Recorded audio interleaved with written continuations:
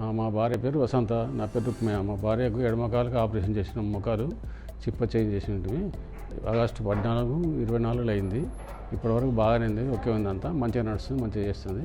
మాకైతే 100% రిజల్ట్ ఉన్నది. మాకు వినయ్ కుమార్ సార్ ద్వారా వేయించుకున్నాము శ్రీకార్ హాస్పిటల్ ఏషియల్ బ్రాంచ్లో. మాకైతే బాగానే ఉంది.